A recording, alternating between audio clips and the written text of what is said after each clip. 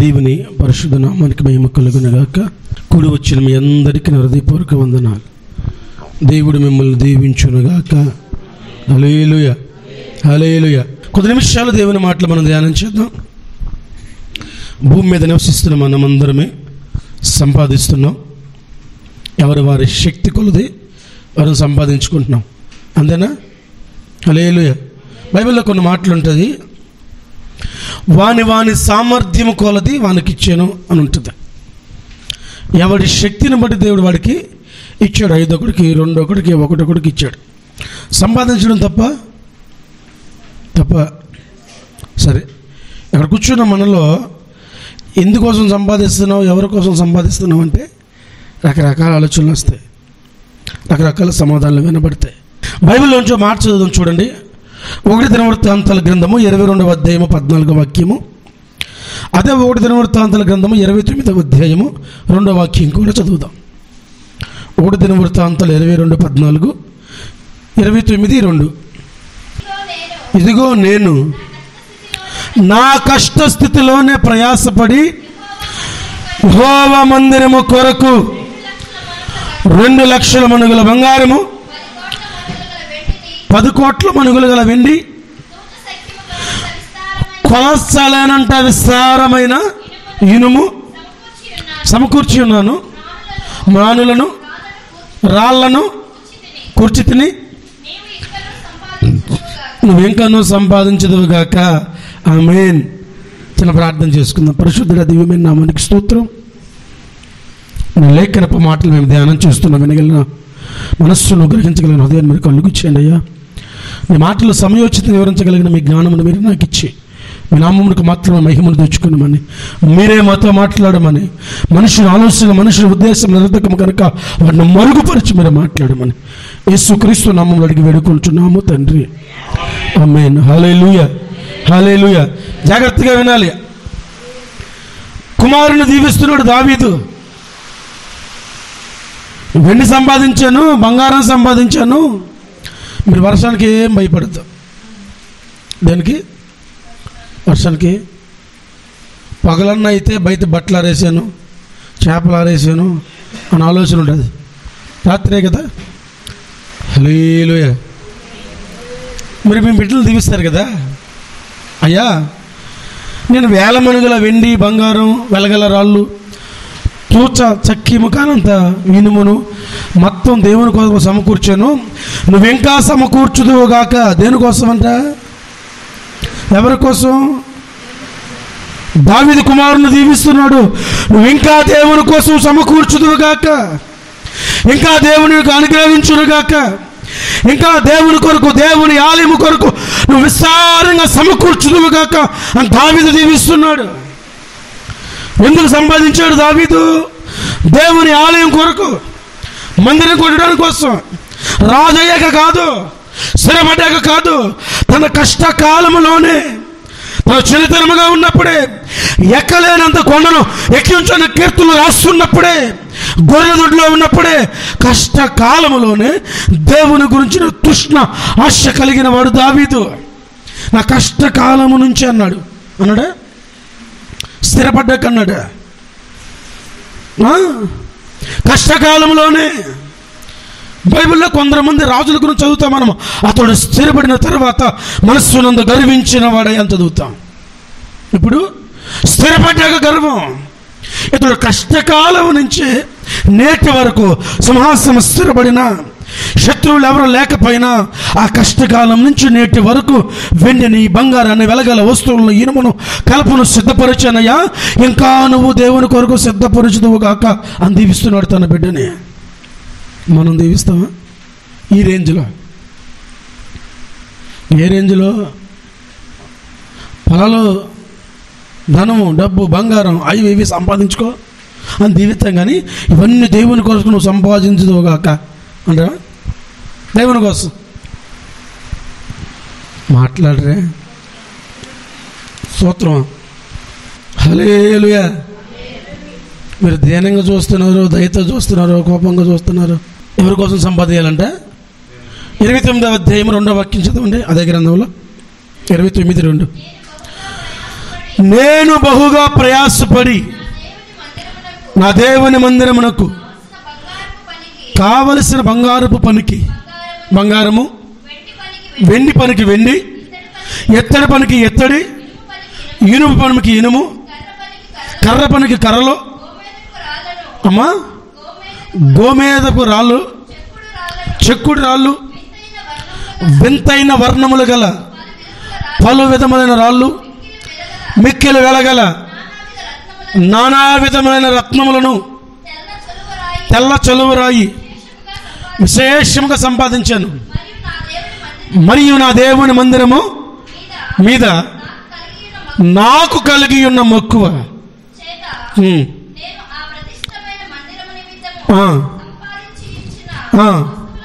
వస్తువులు కాక నా స్వంతమైన బంగారమును వెండిని నా దేవుని మందిరము నిమిత్తము. హల్లెలూయా, హల్లెలూయా. మొదట సొలొమోనుతో చెప్పాడు, ఇప్పుడు తన అధిపతులతో చెబుతున్నాడు, తన చుట్టుపక్కల రాజ్యాల వారితో చెబుతున్నాడు. నేను సంపాదించింది కాక నా సొంతవి కూడా నేను దేవునికి ఇస్తున్నాను, దేవుని మందిరానికి. నా కుమారుడు బాలుడు, జ్ఞానం సరిపోదేమో, నేను సంపాదించిన వస్తువులు సరిపోవేమో, ఆ వ్యక్తి కావలసినప్పుడు తనకు కావలసిన సహాయం చేయండి అని చుట్టుపక్కల రాజ్యాలకు వర్తమానం చేరవేసేసాడు. ఎందుకు సంపాదించాడు దావీదు?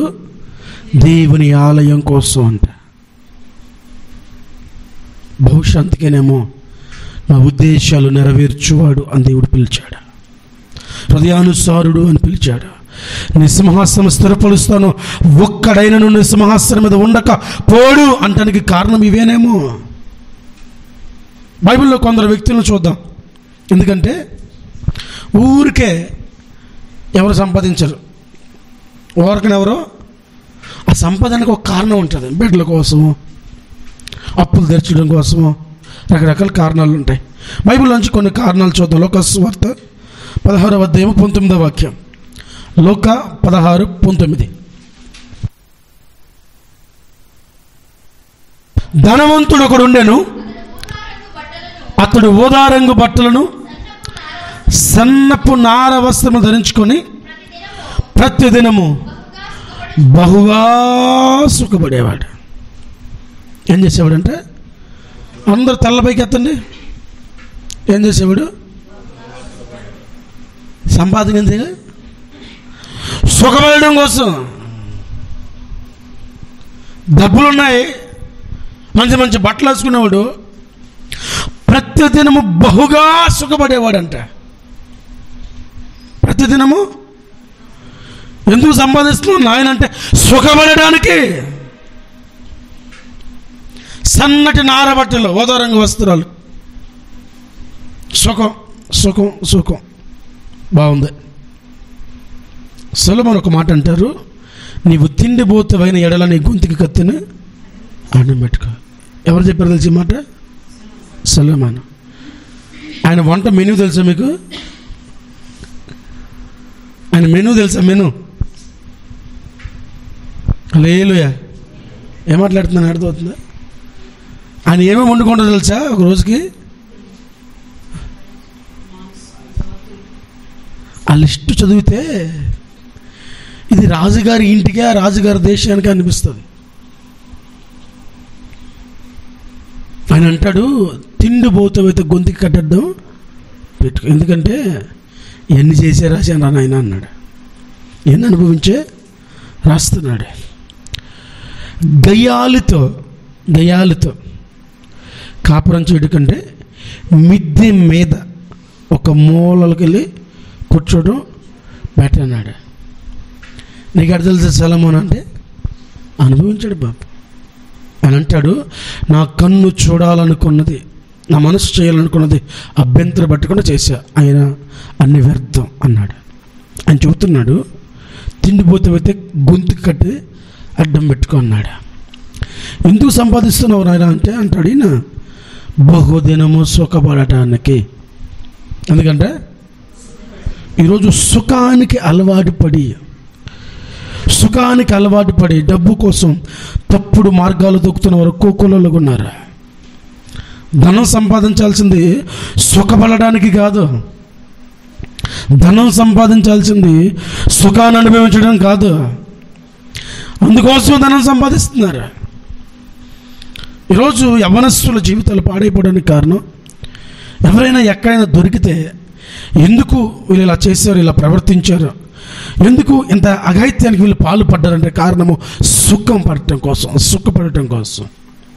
ఎంతకాలం అంటే క్షణకాల సుఖం కోసం, క్షణకాల ఆనందం కోసం. ధనవంతుడంట బహుదినం సుఖపడేవాడంట. ఎందుకోసం?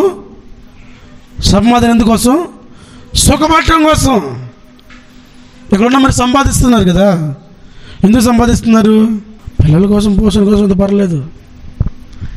ఈడు ఎందుకు సంపాదిస్తున్నాడంటే ఈ పెద్ద అయినా సుఖపడటానికే. అట్టి సంపాదన మన జీవితాల్లో ఉండకూడదు. సుఖం కోసమే సంపాదన ఉండకూడదు.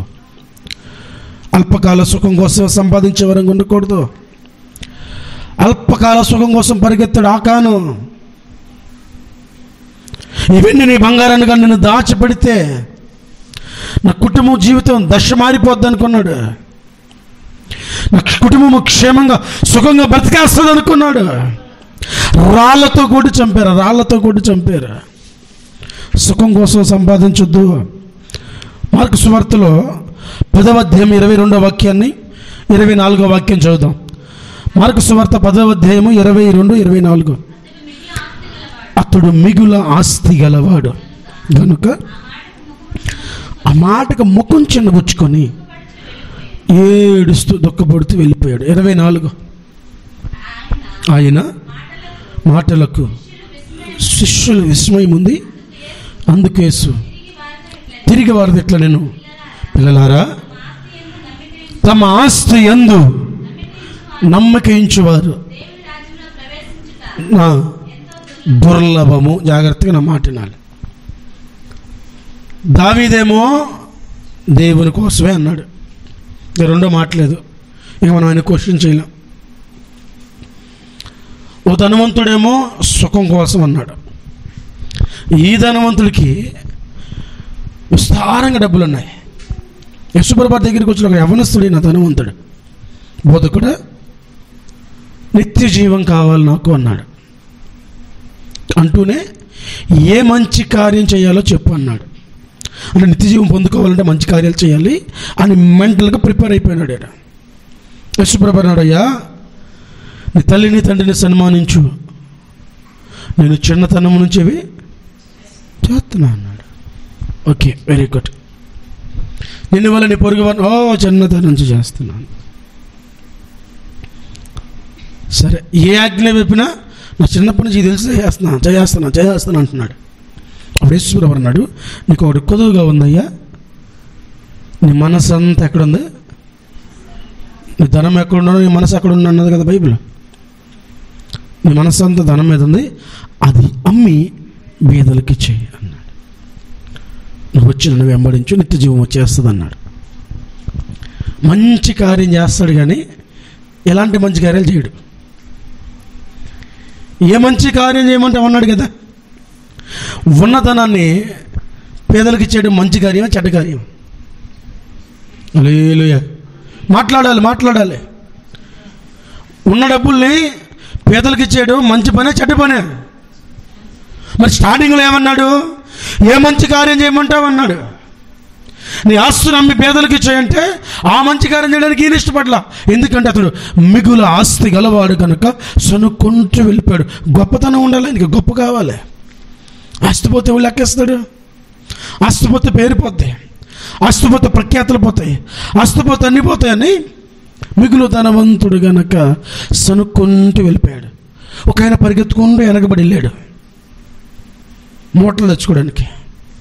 ఏం తెచ్చుకున్నాడు? రోగం తెచ్చుకున్నాడు.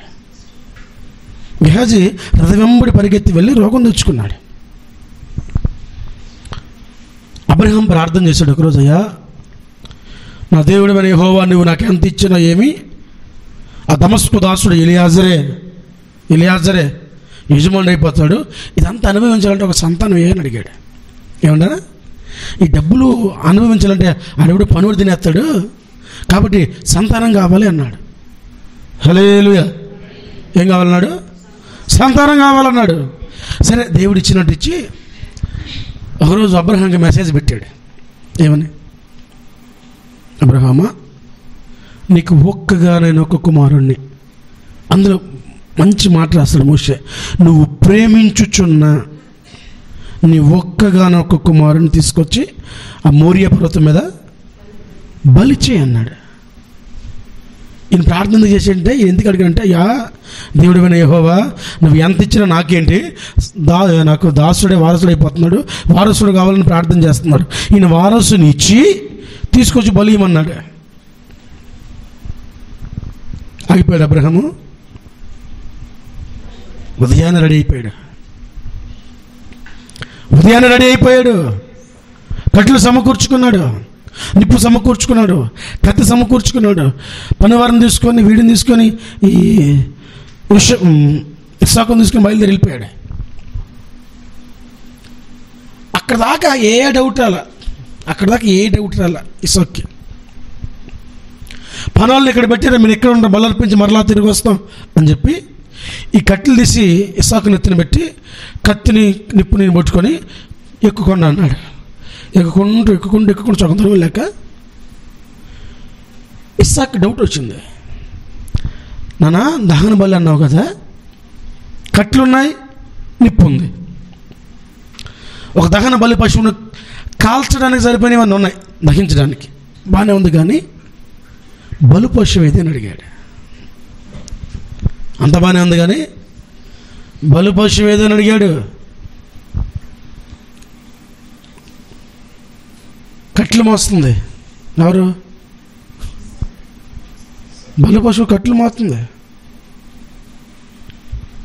ముస్లిమ్స్ బక్రీద్ చేస్తారు. బక్రీద్ తెలుసా మీకు? ఏది పురస్కరించుకొని చేస్తారు తెలుసా? అబ్రహాము ఇస్సాకుని బలి ఇవ్వబోయాడు కదా, ఆ సందర్భాన్ని పురస్కరించుకొని బక్రీద్ చేస్తారు వాళ్ళు. ఆ రోజు వాళ్ళు పెట్టే స్టేటస్లు కూడా మీరు చూస్తే అబ్రహాం ఇస్సాకును బలియడానికి కత్తి ఎత్తడము, పక్కన పొదలో గొర్రె కనపడటం, ఆ ఫోటోని స్టేటస్ పెట్టుకుంటారు బక్రీద్కి. అబ్రహాం బలి ఇవ్వడానికి వెళ్ళిపోయాడు. సంతతి అబ్రహాంకి ఎంత ఆస్తుంది? ఉందా లేదా? మనం కూడా అడుగుతున్నాం, అయ్యా నా ఆస్తి చూసుకోవడానికి ఒక మగ నలుసు ఉంటే ఏం నిలబడిద్దంటే వంశం, ఇంటి పేరు నిలబడటానికి ఒక నలుసు కావాలి, మగ నలుసు కావాలంట. ఒకటి సంపాదన సుఖానికి, ఒకటి సంపాదన గొప్పకి. బైబిల్లో మరొక వ్యక్తి కనబడతాడు. లోక సువార్త 12వ అధ్యాయం 20వ వాక్యం. అయితే దేవుడు వెర్రివాడా. హల్లెలూయా, హల్లెలూయా. జాగ్రత్తగా మాట వినాలి. ఒకరేమో సుఖం కోసం, ఒకరేమో గొప్ప కోసం. ఎందుకు తెలుసా? ఈ సంభాషణ మొత్తం చదివితే పడుకొని పరిణామా, తిను, తాగు, సుఖపడు, ధైర్యంగా ఉండి అంటున్నాడు. ఎందుకు సంపాదించుకుంటున్నాడు? ధైర్యం కోసం. ప్రాణానికి చెప్పుకుంటున్నాడు, ధైర్యంగా ఉండు, నీకు తిండి ఉంది, నీకు అన్ని సమృద్ధిగా ఉన్నాయి, అన్ని సమకూర్చేసా, చాలా సంవత్సరాల దాకా నువ్వు తింటానే ఉండొచ్చు, ధైర్యంగా ఉండను చెప్పుకుంటున్నాడు. ధైర్యం కోసం సంపాదన ఎందుకు? నాకు ఒకడు అన్నాడు, మీరు బంగారం పెట్టుకోపోయినా పర్లేదు, బంగారం చేయించుకొని నువ్వు కానీ పెళ్ళిలో బంగారం చేయించుకొని ఉంటే ఏదైనా అవసరం వచ్చినప్పుడు గబక్కని పెట్టుకొని డబ్బులు తీసుకునే వాళ్ళం కదా. ఎందుకు? బంగారం ఇంట్లో ఉంటే ధైర్యం ఉంటుంది, డబ్బులు ఎవడి ఇవ్వకపోయినా ఇది తీసుకెళ్ళి పెట్టేసుకొని తెచ్చుకోవచ్చు అని. ఇప్పుడు ఈయన ఎందుకు సంపాదిస్తున్నాడంట? ధైర్యం కోసం అంట. ప్రాణంతో చెబుతున్నాడు, తిను, తాగు, సుఖపడు. చాలా సంవత్సరాలు నీకు ధనం ఉంది, చాలా సంవత్సరాలు నీకు పంటలు పండున్నాయి, చాలా సంవత్సరాల దాకా నీకు దాన్ని సమకూర్చేసా, ధైర్యంగా ఉండంటే దేవుడు అన్నాడు, వెర్రోడా, ఈ రాత్రి నీ ప్రాణం అడుగుతున్నాను అన్నాడు. అడుగుతున్నాడంట, నువ్వు సంపాదించినంత ఎవరి మగును? ప్రాణం పోతే ఎవడు తింటాడు? ప్రాణం పడితే ఎవడు తింటాడు? ఈరోజు మొన్నటి కోటలో ఒక ఆయన చనిపోయాడు. సైకిల్ మీద వెళ్తున్నాడు, సైకిల్ దిగాడంట, పడిపోయాడు రోడ్డు పక్కనే. చుట్టుపక్కల ఉన్న వాళ్ళు అంబులెన్స్ ఫోన్ చేసి వచ్చి చెక్ చేసి హార్ట్ అటాక్ చచ్చిపోయారు. ఎవరో తెలియదు, ఎక్కడో తెలియదు, ఎక్కడ ఉంటారో తెలియదు. గ్రూపులు అన్నింటిలో సర్క్యులేట్ అవుతుంది. ఇప్పుడు అది అన్ని గ్రూపులకు షేర్ చేయండి, ఆ కుటుంబ సభ్యులు ఎవరైనా గుర్తుపడితే వచ్చి తీసుకెళ్తారని ఎస్ఐ నెంబర్ ఇచ్చి మొత్తం సర్క్యులేట్ చేస్తున్నారు. అనుకొని ఉంటాడా దారిలో చచ్చిపోతానని? అనుకుంటాడా? ముసలోడేం కాదు, కుర్రోడే. ప్రాణంతో అంటున్నాడు, తిను తాగు సుఖపడు, చాలా సంవత్సరాలకి నీకు వెనక ధాన్యం ఉందంటున్నాడు. వెర్రివాడా, ఈ రాత్రి నీ ప్రాణం అడుగుతున్నాను అన్నాడు దేవుడు. మత్తయి సువార్తలో 19:27 వాక్యం చదవండి. మత్తయి సువార్త 19:27, 29. యేసుప్రభువు దగ్గరికి పేతురు వచ్చి, అన్నీ వదిలేసాం, జాగ్రత్తగా వినాలి, అన్ని విడిచి వెంబడిస్తున్నా. పేతురికి లేవు ఆస్తులు, ఆయనకి లేవో పడవలు వలలో, ఆయనకి లేదో సంపాదన, అన్ని వదిలేసి వచ్చేసాడంట. నాకేంటి లాభం అన్నాడు. యేసుప్రభువు అన్న మాట గమనిస్తే, ఇహమందును పరమందును నువ్వు వదిలిన దానికి 100 రొట్టెల ఫలం అన్నాడు. ఎక్కడ? అక్కడ. చూసారా? వదిలేసిన దానికి ఎక్కడ అనుభవిస్తావు, అక్కడ కూడా పేతురు పాదాల యొద్దకు తీసుకొచ్చి వాళ్ళ ఆస్తులు పెట్టారు. పేతురు పాదాల యొద్ద కదా. పేతురు చెప్పాడు దేవుడు 100 రొట్టెలు అనుభవిస్తావు అని చెప్పాడా? పేతురు పాదాల దగ్గర పెట్టిన ఆస్తి ఏం చేసావు అని క్వశ్చన్ చేసిన వాళ్ళు ఉన్నారా? పేతురుని ఏం చేసేవాడు ఎవరైనా అడిగారా? ఆస్తి పాదాల దగ్గర పెడితే ఆయన అందరికీ పంచేవాడంటే.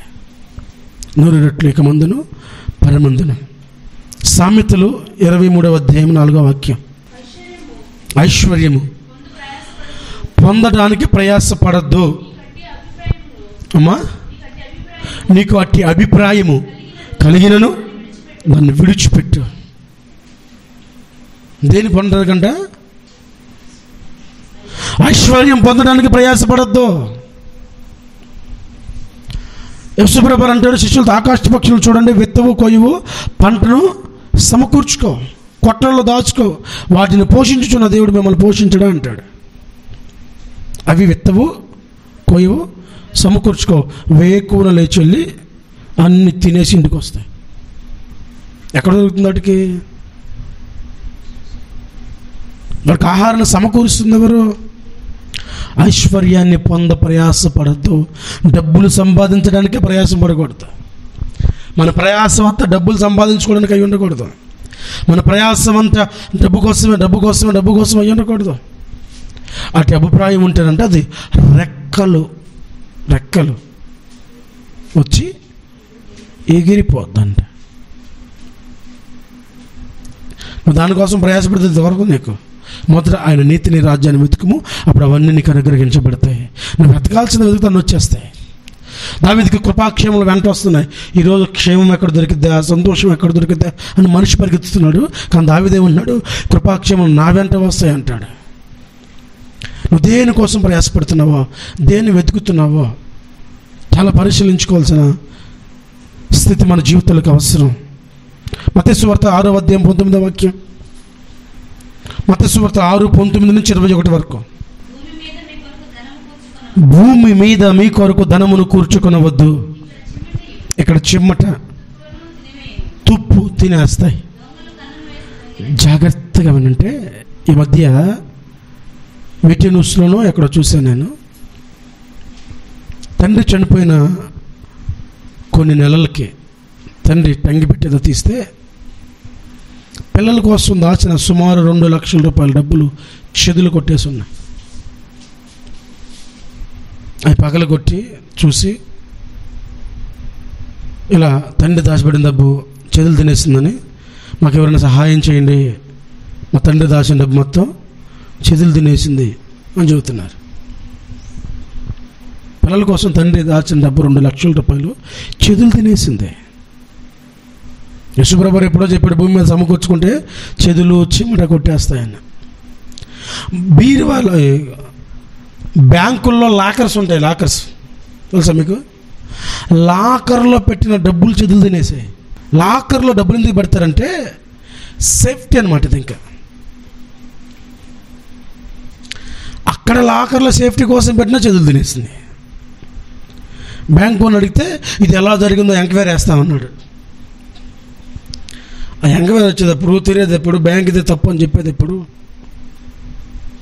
బ్యాంకులో చేతులు ఎట్లా పడుద్దయ్యా, నువ్వు తెచ్చిన నోట్లో ఏదో ఉండుంటుంది, దానిలో పురుగు తినేసిందని చెప్తారు. పోయా అంతే కదా. భూమి మీద వీటిని సంపాదించుకోవడం కొంచెం ప్రయాసపడద్దు. భూమి మీద వీటిని సంపాదించుకోవడం ప్రయాసపడి వీటి సంపాదన ధ్యేయంగా బ్రతికి జీవితాల్లో మనిషి పాడు చేసుకుంటున్నాడు. దావీదుని ప్రశ్నిస్తే దావీదు అంటున్న మాట ఏంటంటే, నేను నా దేవుని మందిరం కొరకు సమకూర్చాను. దేని కొరకు? స్తోత్రం. ఇటు దేని కొరకు సమకూర్చాడంట? దేవుని కొరకు. ఒకడేమో సుఖపడటం కోసం, ఒకడేమో గొప్ప కోసం, ఒకడేమో ధైర్యం కోసం. ఒక ఆయన అంటున్నాడు, నేను దేవుని కోసం సమకూర్చాను, నీవు కూడా ఆయన కొరకు సమకూర్చుదువుగాక. ఈరోజు కూర్చుని నీవు దేనికోసం ధనాన్ని సమకూరుస్తున్నావు? ఎవరి కోసం సమకూరుస్తున్నావు? నీ సమకూర్పు ఎవరి కోసం? భూమి మీద ధనము సంపాదించే ప్రయాసపడద్దు, అవి రెక్కలు చెగిరిపోతాయి. ఈరోజు జరిగే హత్యలు డబ్బు కోసం కదా. ఈరోజు జరుగుతున్న విపరీతమైన భయంకర పరిస్థితులు ఎందుకు ఎదురవుతున్నాడు? ధనం కోసమే. ఇక్కడే మన చెన్నైపాలెం, ఇది చెన్నైపాలెం కదా, చెన్నైపాలెం పట్టుపాలెం దగ్గర ఒక ఆవిడ ఊరు వెళ్ళింది పెళ్ళికి. ఈ నాగల గిగలు మొత్తం దిగేసుకు వెళ్ళింది పాపం. ఎక్కడ చూశారు? ఆవిడ వెంబడించారు.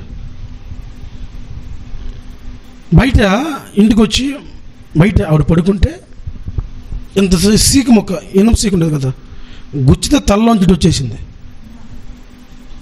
మొత్తం ఉలిసుకెళ్ళిపోయారు. తెలుసు లేదు, ఆ మధ్య గోల్డ్ వేసుకుని ప్రయాణాలు చేయొద్దని పోలీసులు కూడా చాలామందికి సమాచారం ఇచ్చారు. అక్కడక్కడ నోటీసులు అందించారు. ఎందుకంటే పేగలు వచ్చేస్తున్నారు. చైన్ స్నాకర్స్ అంటారు. మనం వెళ్తానే ఉంటాం, బండి మీద వెళ్తా ఆ మెల్ల ఉన్న చైన్ లాగుతాడు. చైన్ కరెక్ట్ దగ్గర వెళ్ళిపోయింది, లేకపోతే నిన్ను కూడా ఈడ్చుకొని వెళ్ళిపోతాడు. ధనము సంపాదించడం తప్పు కాదు. సుఖపడటం కోసమో, గొప్ప కోసమో, ధైర్యం కోసమో కాదు. నువ్వు బ్రతకడం కోసం, నువ్వు దేవునికి అర్పించడం కోసం సంపాదించు. అలా దావీదు సంపాదించాడు కనుక తన జీవితంలో దేవుడు స్థిరపరిచి ఒక గొప్ప స్థాయిని ఇచ్చాడు. అలా మనము కూడా దేవుని కొరకే సంపాదించదము గాక. అబ్బా, గుర్తుపెట్టుకోండి మాట. మనం కూడా దేవుని కొరకే సంపాదించదము గాక. ఎందుకు? దేవుడే సాక్షి. ఎవరి కోసం సంపాదిస్తున్నావు? ఎవరి కోసం? దేవుని కోసం. ఇక్కడ చిమ్మట్లు కొట్టేస్తాయి. నువ్వెంత ఇచ్చినా, నువ్వేం చేసినా, నీ చెబుతో ఈ మాటకి ఇంత జాగ్రత్త గుర్తుపెట్టుకో. ఏమి ఇచ్చావని అడుగుతారు. ఆడపిల్లైనా మగపిల్లడైనా ఏం చేసావు నా కోసం అంటాడు. నువ్వంతగా వాగ్వాదం దిగితే నువ్వేనా, జనాలందరూ ఇవ్వలేదా అంటాడు. అంటే నువ్వెంత సంపాదించినా, నువ్వెంత ఇచ్చినా వాల్యూ లేకుండా తీసేస్తారు. ఏం లేకుండా వాల్యూ ఉండదా? ఖచ్చితంగా తల్లిదండ్రులు మాట గుర్తుపెట్టుకోండి. మీరు ఏం చేసావు నా కోసం అని అడుగుతారు ఖచ్చితంగా. నా మాట గుర్తుందా? ఏం చేసావు నా కోసం అని అడుగుతారు. భూమి మీద మన సంపాదన. అందుకే కీర్తనకారుడు అంటాడు, ఎక్కువైతే యెహోవా ఎవడనే స్థితికి, తక్కువైతే దొంగతనం చేసే స్థితికి వెళ్ళిపోతానయ్యా. దినదిన ఆహారము అన్నాడు. దినదినం ఆహారం చాలు నాకు అనుకునే వాళ్ళు, ఇంకా డబ్బులు వద్దు నాకు అనుకునే ఉంటే చెయ్యొద్దండి, ప్రార్థన చేస్తాను మీకోసం. భక్తుడు అన్నాడు, ఎక్కువైపోతే యెహోవా ఎవడరా అంటాను, తక్కువైపోతే దొంగతనం చేస్తాను, ఇది ఏం వద్దు, ఏ పూట కూడా ఆ పూట అయ్యా అన్నాడు. అలాంటి వాళ్ళు మీరు ఎవరైనా ఉంటే చెయ్యొద్దండి. అబ్రహాం ధనవంతుడు, కానీ ధనాన్ని ప్రేమించలే. యాకోబు ధనవంతుడు, ధనాన్ని ప్రేమించలా. యోసేపు ధనమంతటికి ఆ ధనాగారం మీద కర్త, కానీ ఏ రోజు ధనం మీద వ్యామోహం చూపలా. ధనవంతుడు దేవుని రాజ్యంలో వెళ్ళడం కంటే సూది బెద్దములు ఒంటి దూరటం చాలా సులువు అని చెప్పాడు యేసుప్రభువారు. కారణం ఏంటంటే ధనవంతులు వెళ్ళరని కాదు, ధనాన్ని ప్రేమించేవాళ్ళు. ఇదిగో గొప్పతనం కోసం ధనం ప్రేమించేవాడు, సుఖం కోసం ధనం సంపాదించుకునేవాడు, గొప్ప కోసం ధనం సంపాదించుకునేవాడు, ఇట్టి వారు దేవుని రాజ్యంలో కనపడరు. అబ్రహాం ధనవంతుడే కదా, యోబు ధనవంతుడే. వీళ్ళు మనం చూస్తామా? పరలోకంలో చూస్తాం. ఎలా వెళ్తాడు ధనవంతుడైనే? యెహోవా ఇచ్చెను, యెహోవా తీసుకున్నా.